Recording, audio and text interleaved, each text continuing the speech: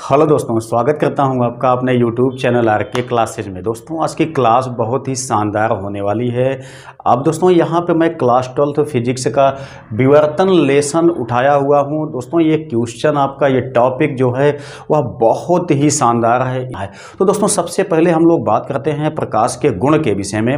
दोस्तों ये जो विवर्तन की घटना होती है यह प्रकाश के गुण मतलब प्रकाश का ही एक गुण होता है, ठीक है। लेकिन सामान्यतः दोस्तों हम लोग जानते हैं कि प्रकाश जो होता है वह सीधी रेखा में चलता है, ठीक। प्रकाश सीधी रेखा में चलता है। जब प्रकाश के सामने कोई ऐसा चीज रख दिया जाता है, मतलब कोई वस्तु रख दी जाती है, तब दोस्तों प्रकाश की छाया यानी कि उस वस्तु के माध्यम से प्रकाश की छाया हमें आगे मिलती है। प्रकाश सीधा नहीं जाता है, ठीक है। जिससे मतलब प्रकाश सीधा उस वस्तु को भेद करके नहीं जा पाता है। ना तो दोस्तों प्रकाश बगल से होकर के जा पाता है, बल्कि उसी वस्तु की छाया उस वस्तु के पीछे मिल जाती है जब प्रकाश चलता है तो, ठीक है। लेकिन दोस्तों ऐसे में बात करते हैं जो आपका प्रकाश होता है उसे कुछ अलग टाइप के गुण को भी देखने को मिलता है। जैसे दोस्तों हम बात करते हैं कि जब प्रकाश मान लेते हैं कि चलता है तो उसके सामने दोस्तों अगर मान लेते हैं एक अपारदर्शी चीज रख दिया जाए, जिसे आपका ये एक मान लेते हैं कि अपारदर्शी चीज है, ठीक है।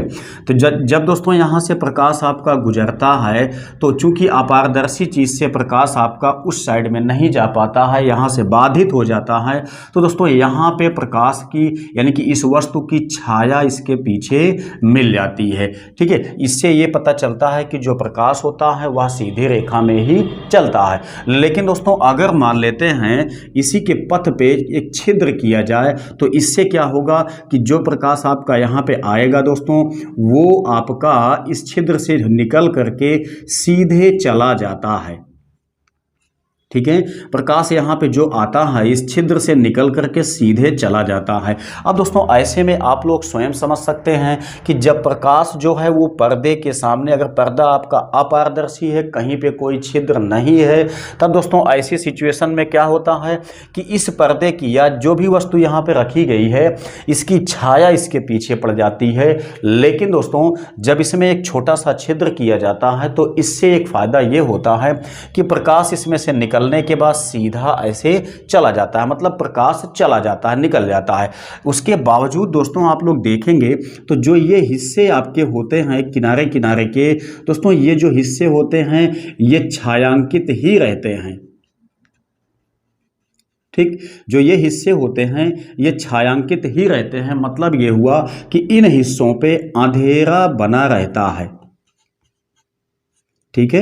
लेकिन सुनिए पहले बात को, यहाँ पे ऐसे में जब ये छिद्र किया गया तो प्रकाश आपका बाहर तो निकल जाता है इसमें से। लेकिन दोस्तों यहाँ पे मतलब ये सीधा जिस पथ से जाता है वहाँ पे तो ल्यूमिनेटेड क्षेत्र हो जाता है, मतलब प्रदीप्त यानी कि उजाला हो जाता है। लेकिन दोस्तों ऐसे क्षेत्रों में क्या होता है कि यहाँ पे अंधेरा बन जाता है। अब बात यहाँ पे ये आती है कि कुछ ऐसा किया जाए जिससे कि इन क्षेत्रों पे भी उजाला बन जाए। तो दोस्तों इसके लिए क्या काम करना पड़ता है, जो ये छिद्र यहाँ पे बना हुआ है, यदि इस छिद्र की साइज को हम घटा देंगे, बहुत छोटा बहुत छोटा बहुत छोटा, ठीक है, बहुत छोटा कर देंगे इस छिद्र को, तो एक नई घटना हमको यहाँ पे देखने को मिलती है। दोस्तों वो घटना क्या होती है, वो यहाँ पे आप देखेंगे कि जो आपका अंधेरा वाला भाग था यहाँ पर भी प्रकाश बन जाता है। कब? जब इस छिद्र को बहुत पतला कर दिया जाता है तो क्या होता है, वही चीज़ दोस्तों यहाँ पे ध्यान दीजिएगा जिसको विवर्तन के नाम से जाना जाता है, उसी के विषय में अब हम यहाँ पे स्पष्ट करने वाले हैं।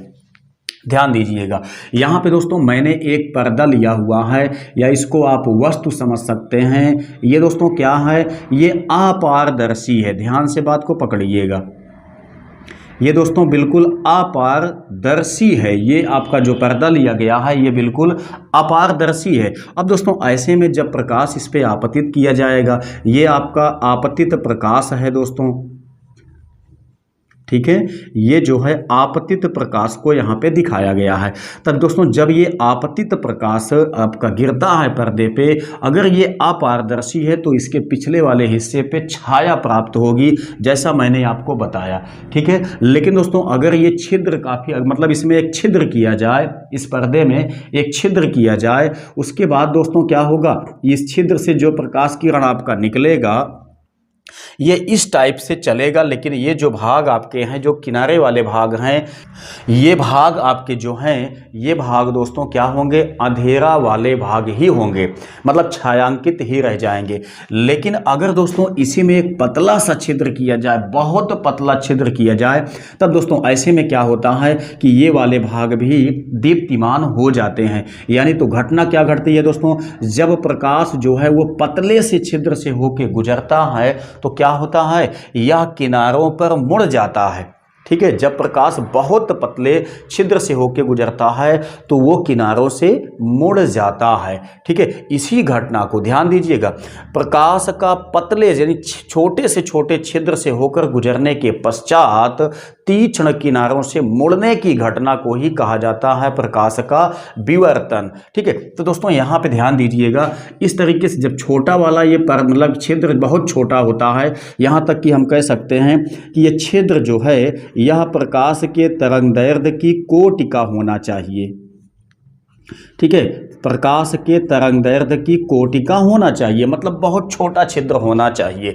तो जब दोस्तों यहाँ से बहुत छोटा छिद्र होगा, जब यहाँ से प्रकाश आपका होके गुजरेगा तो तीक्ष्ण किनारों पे ये मुड़ जाता है इस तरीके से, यानी कि गोलीय जो आपका तरंगाग्र होता है, वेव फ्रंट होता है, वो बनाता है। ठीक है, यानी गोलीय तरंगाग्र यहाँ पे बनाता है। इसी घटना को दोस्तों कहा जाता है प्रकाश का विवर्तन। ठीक है, अब यहाँ पे दोस्तों जब प्रकाश यहाँ से निकल के आगे बढ़ता है, तब दोस्तों हाइगेंस के तरंग सिद्धांत के अनुसार क्या होता है कि जब प्रकाश छिद्र से निकल के आगे बढ़ता है तो यह एक नए प्रकाश स्रोत का काम करता है, जैसा हाइगेंस ने अपने द्वितीयक तरंग सिद्धांत में बताया था। ठीक है, कि जो यहाँ से प्रकाश आपका, तीक्ष्ण प्रकाश आपका जो छिद्र से निकलेगा वो दोस्तों उसी चाल से आगे बढ़ेगा जिस चाल से यहाँ से आपका प्रकाश आपतित किया गया है।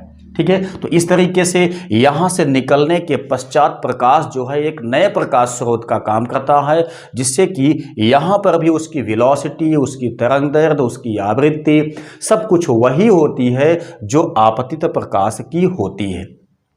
ठीक है, तो इसी को कहा जाता है प्रकाश का विवर्तन। फिर से आप बात को एक बार अच्छी तरह से सुन लीजिए, डिफाइंड कैसे किया जाता है। डिफाइंड करने के लिए दोस्तों हम कहते हैं कि जब प्रकाश की किरणें या जब प्रकाश किसी अतिसूक्ष्म छिद्र से होकर गुजरता है तो तीक्ष्ण किनारों पर मुड़ जाता है। प्रकाश के इस प्रकार से मुड़ने को ही कहा जाता है प्रकाश का विवर्तन।